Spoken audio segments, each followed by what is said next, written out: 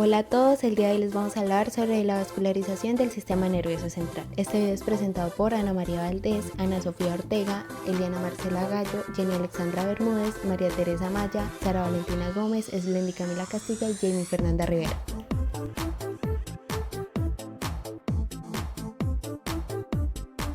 La irrigación del encéfalo está dada por las arterias carótidas internas, tanto derecha como izquierda, y las arterias vertebrales derecha e izquierda. Las arterias carótidas internas son rama de la bifurcación de las arterias carótidas comunes, que se van a originar la derecha en el tronco brachiocefálico y la izquierda en el arco aórtico. Las arterias carótidas internas van a ingresar en la cavidad craneal a través del foramen carotidio, en el hueso temporal y sale en la cavidad craneal cerca de la base de la silla turca del esfenoides. Además, esta va a emerger lateral al nervio óptico y a la pared superior del seno cavernoso y medial al proceso clinoides anterior. Esta arteria va a dar muchas ramas dentro de la cavidad craneal, en la que primeramente va a dar la arteria oftálmica. La arteria oftálmica, que está situada sobre la cara inferolateral del nervio óptico, en el que con este se va a dirigir adelante y lateralmente van a atravesar el conducto óptico y van a entrar en la órbita.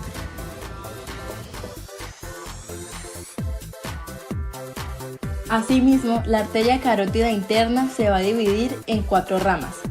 Primero, la arteria cerebral anterior, tanto derecha como izquierda. Estas se van a dirigir hacia adelante y medialmente hacia la fisura longitudinal del cerebro, pasando por encima del nervio óptico, y va a formar parte del círculo arterial cerebral.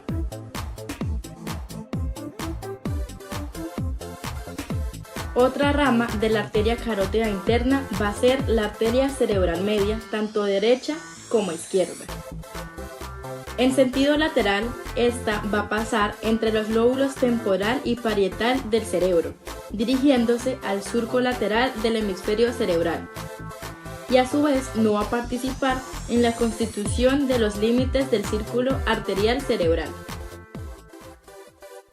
La arteria coroidea anterior va a ir hacia atrás y arriba siguiendo el tracto óptico y se va a lo profundo de la fisura transversa del cerebro en el plexo coroideo del asta inferior del ventrículo lateral hasta el foramen interventricular.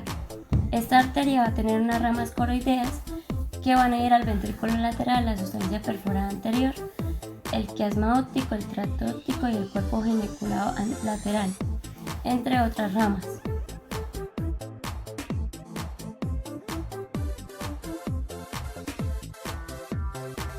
Y para finalizar las ramas de la arteria carótida interna está la arteria comunicante posterior, derecha e izquierda, y se va en dirección posterior para comunicarse con la arteria cerebral posterior, para formar parte del círculo arterial del cerebro y anastamosarse entre el sistema de la arteria carótida interna y el sistema vertebrobasilar.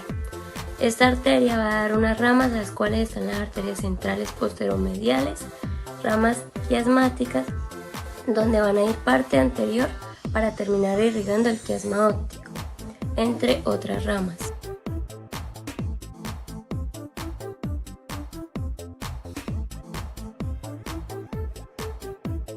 Ahora vamos a hablar del sistema vertebrobasilar, donde inician las arterias vertebrales.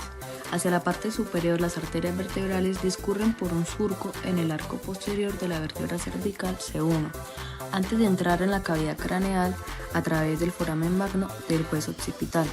A esta altura, la arteria perfora la dura madre espinal y el aracnoides espinal y atraviesa el foramen magno y se fusionan. Las arterias vertebrales se van a fusionar y van a formar la arteria basilar. Esta asciende por delante de la protuberancia y por detrás del clivus. Llega al borde superior de la protuberancia a nivel de la sustancia perforada posterior y termina bifurcándose. Las arterias cerebrales posteriores derecha e izquierda son ramas terminales de la arteria basilar. Se originan a nivel de la fosa interpendicular, en donde va a estar ubicada la sustancia perforada posterior. Cada arteria cerebral posterior va en dirección lateral y posterior, donde va a estar rodeada del pedúnculo cerebral, para ir finalmente a la cara medial del lóbulo occipital.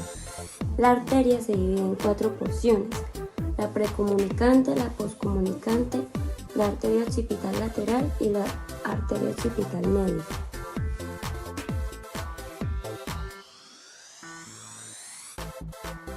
Hacia la parte inferior de las arterias vertebrales se van a formar las arterias espinales.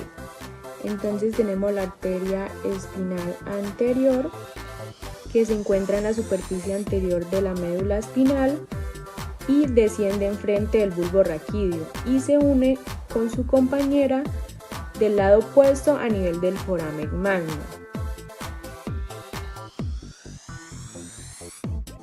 Y tenemos las arterias espinales posteriores, que se encuentran hacia la parte posterior de la médula espinal y descienden sobre el bulbo raquídeo al surco medio posterior, situado enfrente de las raíces posteriores de los nervios espinales, y estos van a continuar como 2 troncos principales, descendiendo hasta la parte inferior de la médula espinal y hacia la cola de caballo.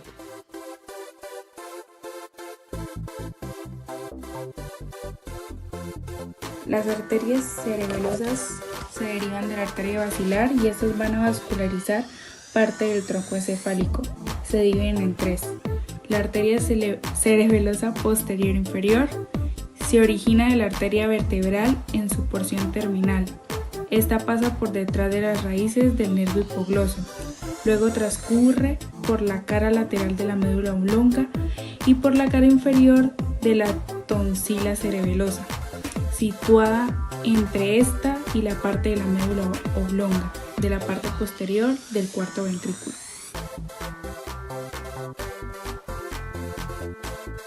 Arteria cerebelosa anteroinferior. Se origina del tercio medio de la arteria basilar en su cara lateral. Esta pasa por el asa de la concavidad superior y asciende hacia el flóculos, pasando por debajo del trigémino. Se relaciona con los nervios vestibulococlear y facial a una distancia variable del meato acústico interno.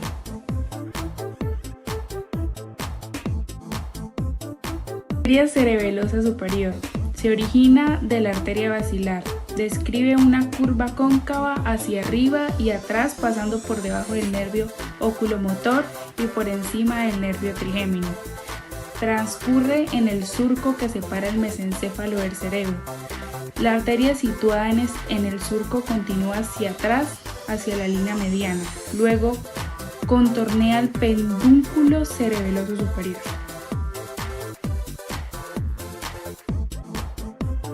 La arteria laberíntica es rama de la arteria cerebelosa anteroinferior que transcurre a través del meato acústico interno hasta llegar al oído interno, aportando allí su irrigación. De esta arteria, la arteria comunicante anterior se origina en la porción precomunical de la arteria cerebral anterior y se extiende hacia adelante, línea media, y de arriba. Se divide en 2 ramos terminales, las cuales se unen hacia atrás del cuerpo calloso. Forma la porción más anterior del círculo arterial del cerebro.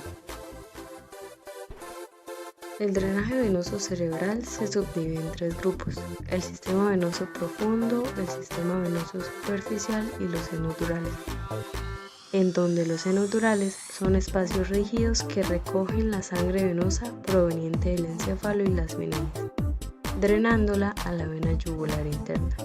Las venas superficiales y profundas se encuentran al nivel del espacio subaracnoideo. Esas venas no tienen válvulas y drenan.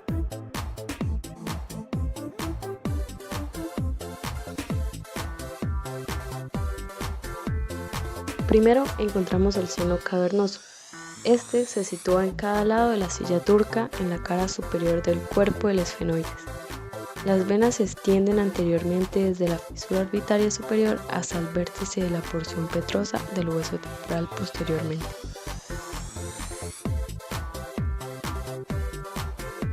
El seno transverso discurre lateralmente desde la confluencia de senos y forman un surco en cada hueso occipital y los ángulos posterior-inferiores de los huesos parietales.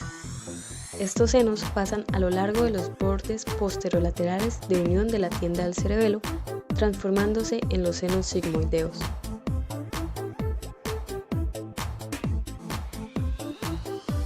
El seno petroso inferior comienza en el extremo posterior de cada seno cavernoso. Este discurre por el surco situado entre la porción petrosa del hueso temporal y la porción basilar del hueso occipital. El seno petroso superior pasa desde los extremos posteriores del seno cavernoso hasta el seno transverso, en el borde anterolateral de la tienda del cerebelo. El seno sigmoideo recorre la fosa craneal posterior, formando profundos surcos en los huesos temporales y occipital.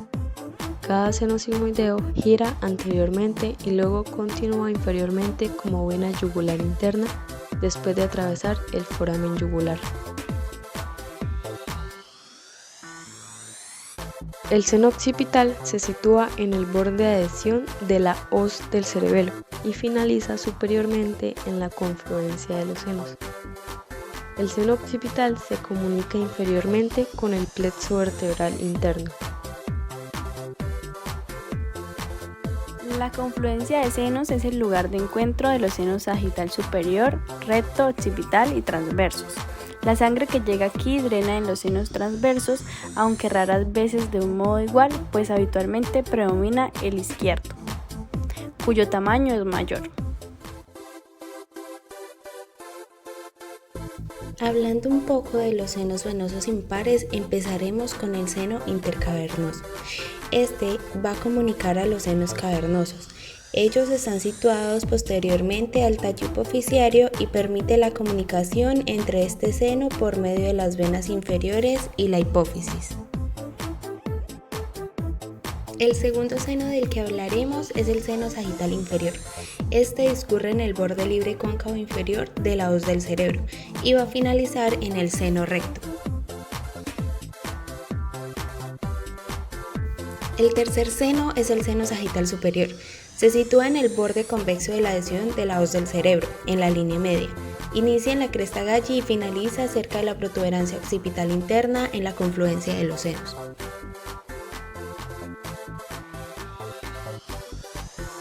El cuarto seno es el seno recto. Este está formado por la unión del seno sagital inferior con la vena cerebral magna. Va a discurrir infero-posteriormente a lo largo de la hoz del cerebro con la tienda del cerebelo y allí se va a unir a la confluencia de los senos. Y ya para terminar, hablaremos del plexo venoso basilar. Este va a conectar los senos petrosos inferiores y se comunica inferiormente con el plexo venoso vertebral interno. Seguidamente hablaremos de las generalidades de las venas cerebrales. El drenaje venoso del encéfalo está regido por venas cerebrales superficiales y profundas. Estas se encuentran ubicadas principalmente a nivel del espacio subaracnoideo. Estas venas no tienen válvulas y drenan la sangre hacia los senos venosos de la dura madre. Las venas cerebrales superficiales se dividen en venas cerebrales superiores, venas cerebral media superficial o vena silvana superficial y venas cerebrales inferiores. Las venas cerebrales profundas se dividen en vena basal o de Rosenthal y vena cerebral magna o de Galeano.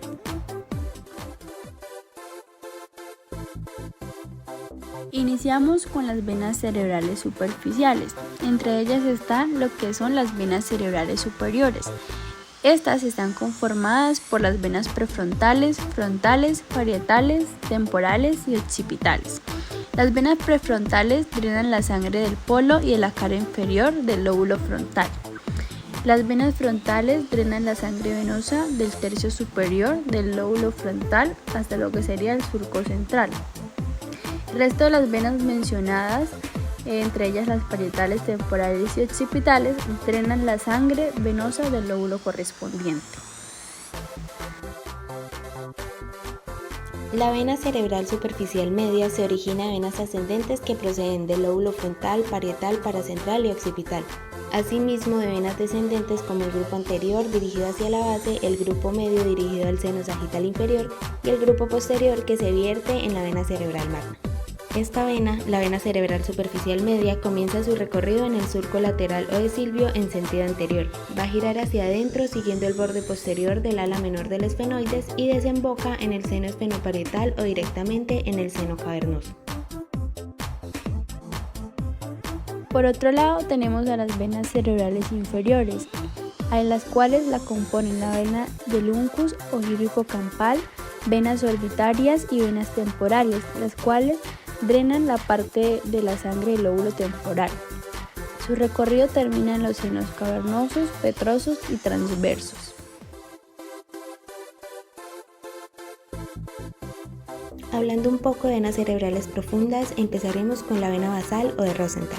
Esta vena se origina en la vena silviana profunda y comienza su recorrido al nivel de la sustancia perforada anterior. Esta vena va a acompañar al tracto óptico en su trayecto en dirección posterior, va a rodear el tronco encefálico y va a terminar en la vena cerebral magna.